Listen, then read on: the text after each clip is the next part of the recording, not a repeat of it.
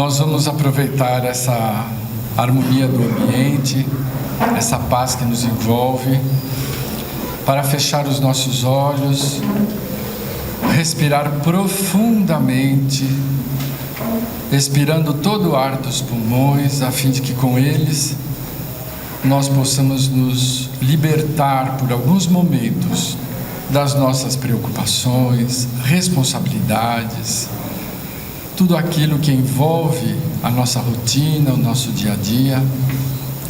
Vamos deixando tudo isso em aguardo, para que nós, libertos intencionalmente, possamos nos alimentar dos conceitos que hoje devem ser trazidos pela leitura da lição de hoje.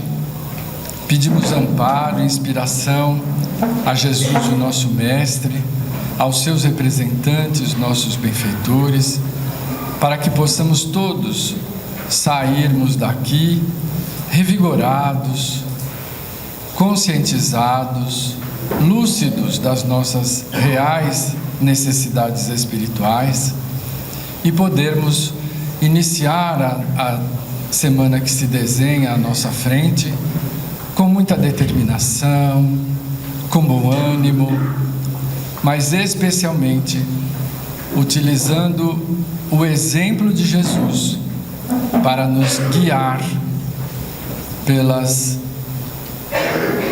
situações, obstáculos, desafios que representam a nossa semana dentro das nossas necessidades tão comuns na nossa faixa de evolução.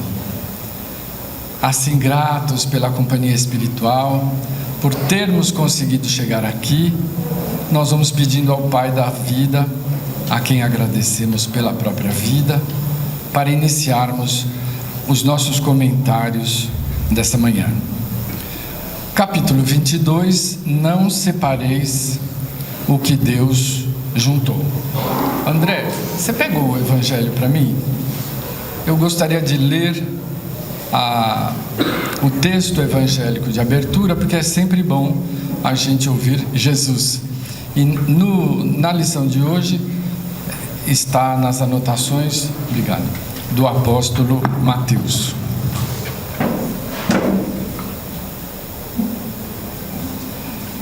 Os fariseus vieram também a ele para tentá-lo, dizendo-lhe: é permitido a um homem devolver sua mulher por qualquer causa que seja? Ele, Jesus, lhes respondeu: não lestes que aquele que criou o homem desde o princípio os criou macho e fêmea, e que foi dito: por esta razão o homem deixará seu pai e sua mãe e se ligará à sua mulher, e não farão mais os dois senão uma só carne. Assim eles não serão mais dois, mas uma só carne. Que o homem, pois, não separe o que Deus juntou. Então, nesta fala de Jesus, através das anotações do apóstolo Mateus, nós vamos entender que o projeto do Pai Celestial é nos conceder uma parceria, né? Então o homem sai do seu núcleo familiar e se une à esposa para que juntos possam iniciar uma nova célula. Que célula é essa? A célula da família, iniciando pela união conjugal. Então, este é o plano de Deus. Mas nós vamos fazer um afastamento deste momento para entendermos como é que nós chegamos a essa situação. Então nós vamos nos lembrar que no próprio capítulo 22, a afirmativa é que tudo o que pertence ao mundo material é transitório, é temporal. Nada aqui é permanente.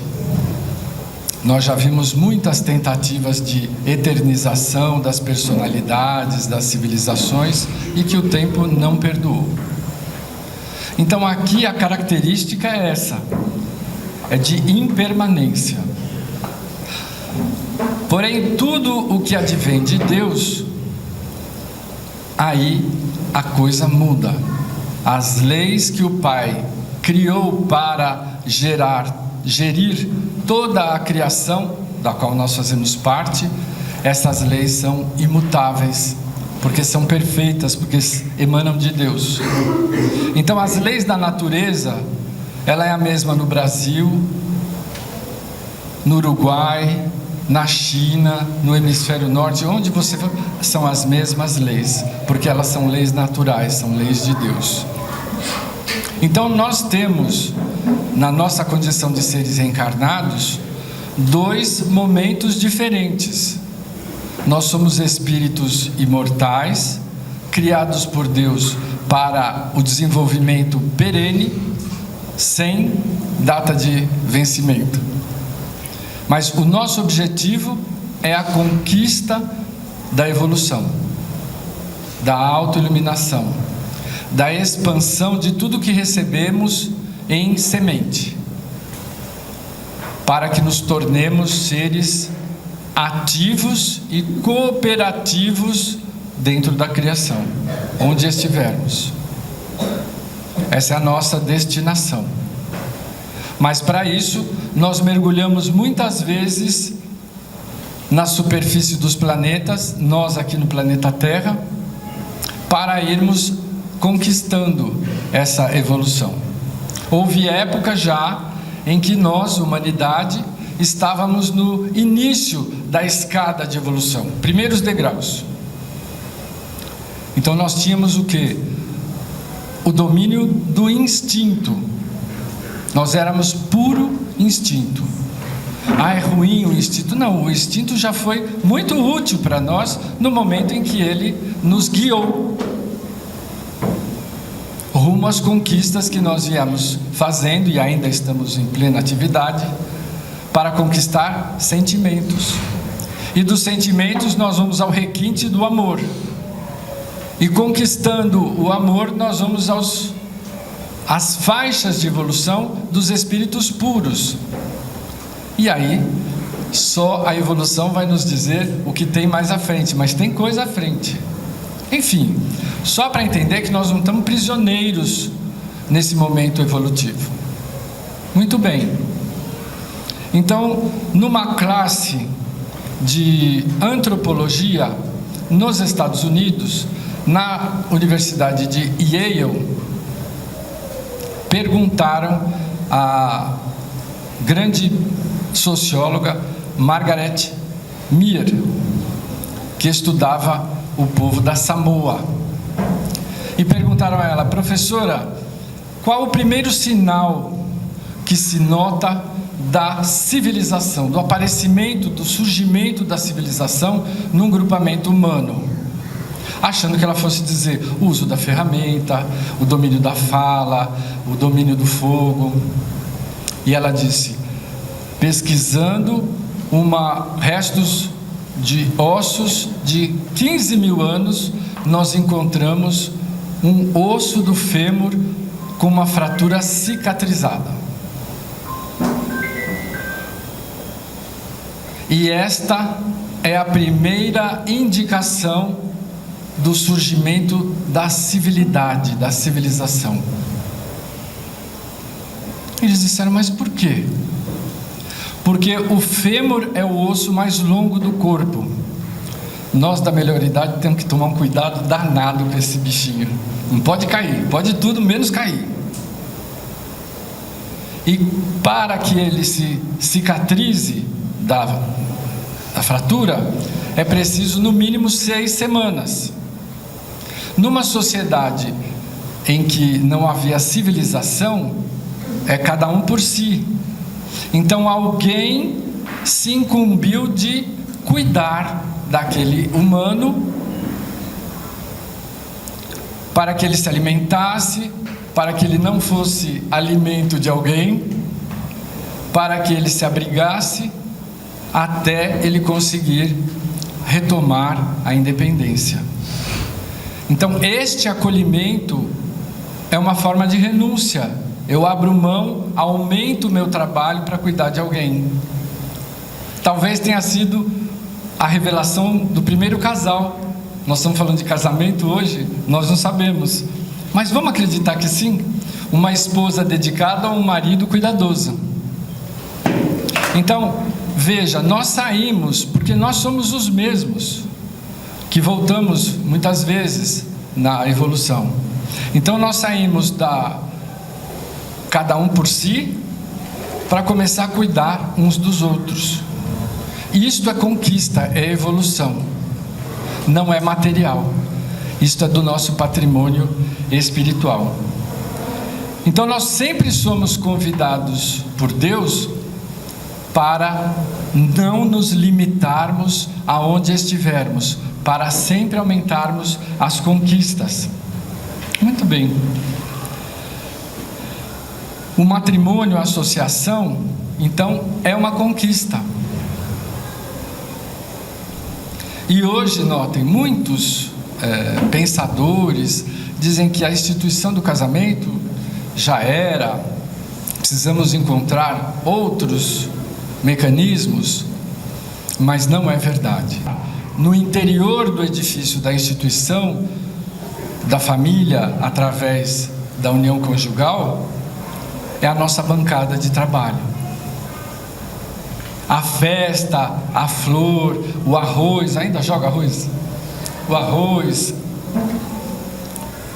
é só um momento de alegria, mas o trabalho verdadeiro inicia-se dentro do edifício da união. Por quê? Então vamos fazer uma reflexão um pouco mais profunda. Qualquer associação humana, ela precisa ter como base o respeito mútuo, a responsabilidade. Este é a tônica do crescimento. É um mecanismo de avanço individual e coletivo. Toda vez que nós nos associarmos a outro ser, a outro coração, com o intuito de convivência matrimonial, e alguma das nossas atitudes não for responsável, digna, honesta, nós iniciamos um processo muito profundo de alteração na nossa consciência. Porque o Emmanuel diz que ninguém fere o outro sem ferir-se primeiro.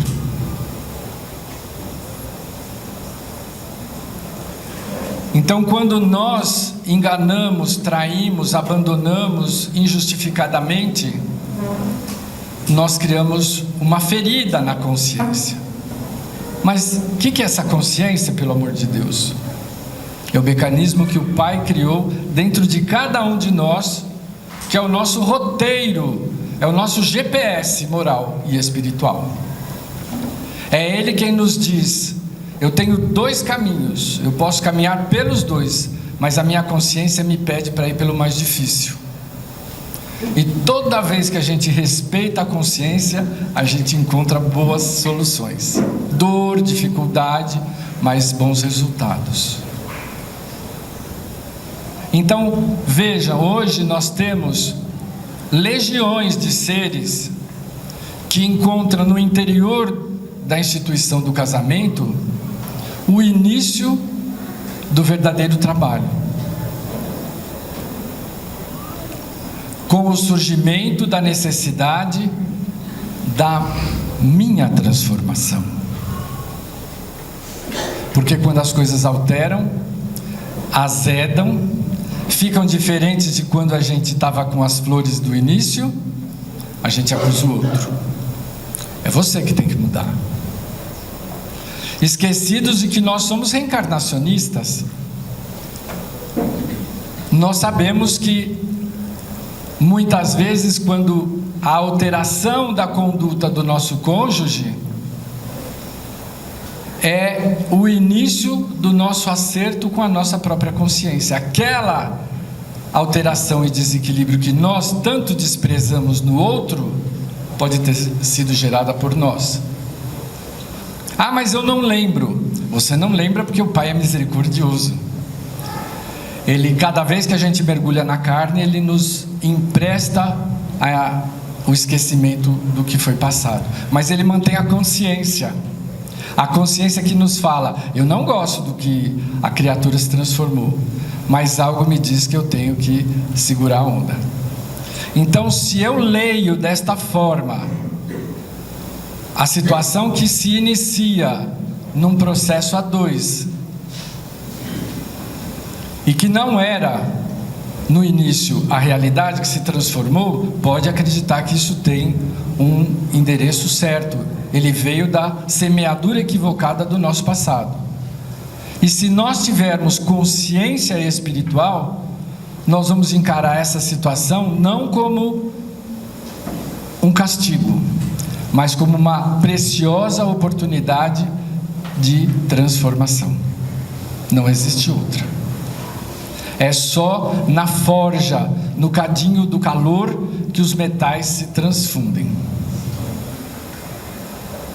Se encararmos a dificuldade do outro com o nosso investimento no nosso frágil equilíbrio, sem entrar no desequilíbrio do outro, mas encontrando ali a oportunidade de transformação nossa interior, com tolerância, com respeito, com dedicação sacrificial, o benefício será todo nosso, porque nós estaremos tratando as chagas morais que trazemos.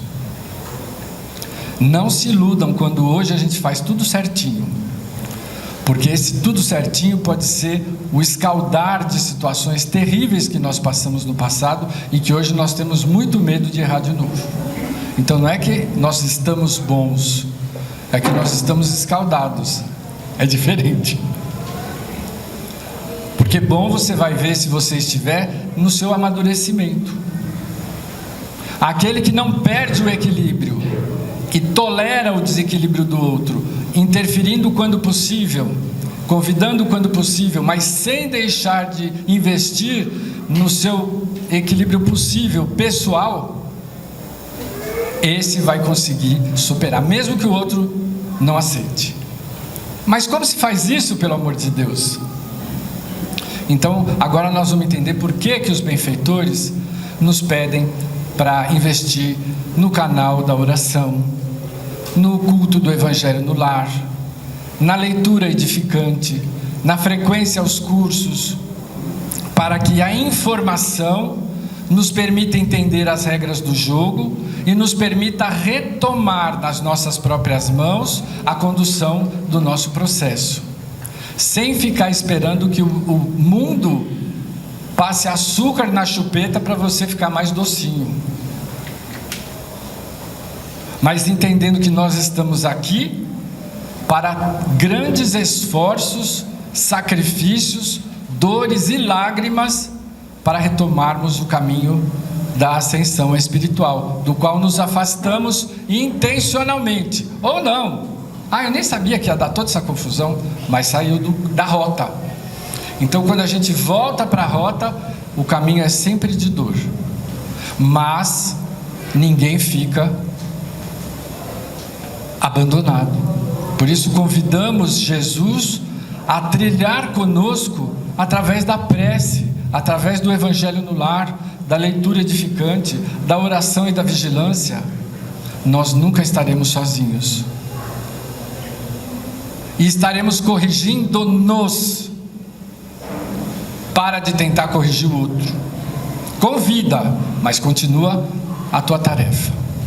E lembra que só nós podemos nos transformar.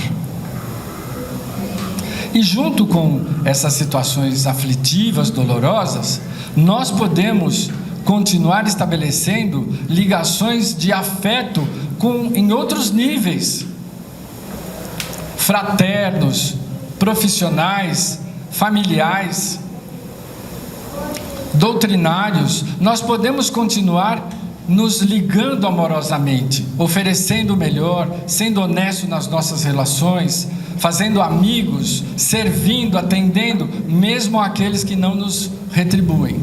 A intenção não é buscar a retribuição, a intenção é transformar o seu impulso, que era do primeiro eu, depois o samba, que vem lá do instinto, para o altruísmo da fraternidade real, sabendo que nós só dependemos de Deus, o resto é tudo aprendizado.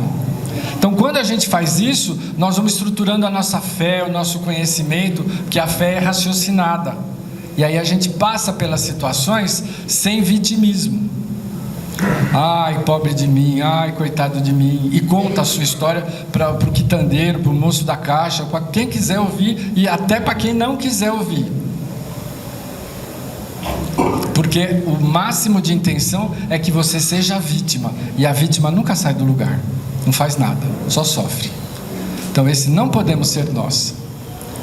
Mas todas essas outras relações que nós vamos estabelecendo, elas são perenes. Estabeleceu vinculação de afeto, de amor, de fraternidade real, não acaba mais, você leva para o resto das vidas. Por isso nós podemos dizer com toda certeza: não separeis o que Deus juntou. Estabeleceu a ligação com o afeto, estabeleceu ali um link luminoso para o resto das vidas. E aqueles que estão difíceis, nós vamos transformar aquela dor em trabalho de fundição dos equívocos em responsabilidade. É um desafio, é difícil, mas se a gente entender o mecanismo, você passa a não viver a dor, o sacrifício da mesma maneira. Parodiando Divaldo, que por sinal está internado, né? Nós temos vibrado por ele. Nós vamos lembrar que quem conhece Jesus nunca mais é o mesmo. Que bom, né? Gostaria de encerrar esse livro, Família. Ah, sim, nós não podemos comentar a respeito do divórcio, que faz parte hoje do nosso tema. Então, quando que ele entra? Quando o esforço de transformação, no calor da relação difícil, começar a gerar sérios problemas. Se nós não estamos conseguindo lidar, nos isentar da agressão ou do desequilíbrio do outro, é preferível o divórcio, protelando o nosso acerto para outro momento evolutivo, que nós nunca vamos nos desligar das nossas responsabilidades para o nosso real crescimento. Mas o divórcio, ele vem separar antes que nós nos comprometamos ainda mais, a nós e aos que estão vinculados. Então ele é um mecanismo que as leis humanas aceitam, com as suas renovações sempre constantes, mas que o Pai permite na sua misericórdia que nós tenhamos um fôlego para retomar a caminhada lá à frente. O mecanismo é simples de entender, mas é preciso muito critério para lançar mão dele, porque tudo que nós pudermos fazer agora é preferível do que levar para adiante. Mas se hoje eu corro o risco de comprometimento, é preferível adiar do que derrapar. Então vamos ouvir o Emmanuel nessa obra Família. O item é Jesus em Casa. 3 minutos, tá? Segura o fôlego aí. O lar é o santuário em que a bondade de Deus te situa. Dentro dele, nos fios da consanguinidade, recebes o teu primeiro mandato de serviço cristão. É aí que te avistas com o adversário de ontem, convertido em parente próximo, e que retomas o contato de afeições queridas que o tempo não apagou. O mundo é a grande ribalta dos teus ideais e convicções, mas o lar é o espelho para os testemunhos da tua fé. Não esqueças a necessidade de Jesus no cenário de amor em que te refugias. Escolhe alguns minutos por semana e reúne-te com os laços domésticos que te possam acompanhar no cultivo da lição de Jesus. Alguns de nós somos os únicos no nosso ambiente que fazemos o evangelho no lar. Faz sozinho, não tem problema. Vai estar acompanhado de bons espíritos. Quanto seja possível, na mesma noite, no mesmo horário, faze teu círculo íntimo de meditação e de estudo. Muita gente associa um outro livro à leitura do evangelho. Depois da prece com que nos cabe agradecer ao Senhor o pão da alma, abre as páginas do evangelho e lê, em voz alta, alguns dos trechos de verdade e consolo, para o que receberás a inspiração dos amigos espirituais que te assistem. Ó, a nossa parceria aí. Não é necessário a leitura por mais de 10 minutos. 10 minutos, palavras do Emmanuel, psicografia do Chico. Em seguida, na intimidade da palavra livre e sincera, todos os companheiros devem expor suas dúvidas, seus temores, dificuldades sentimentais. Através da conversação edificante, emissários da esfera superior, ó a nossa assistência, distribuirão ideias e forças em nome do Cristo, para que horizontes novos iluminem o espírito de cada um. Assistência direta. Aprenderás que semelhante prática vale por visita de nossos corações ao eterno benfeitor. Aqui ele se refere a Jesus, que nos tomará o esforço por trilho de acesso à sua divina luz, transformando-nos o culto da Boa Nova em fonte de bênçãos, dissolvendo em nosso campo de trabalho todas as sombras da discórdia, da ignorância, do desequilíbrio, da irritação. Dizes-te amigo do Cristo, afirmas-te seguidor do Cristo e clamas, com razão, que Cristo é o caminho redentor da terra.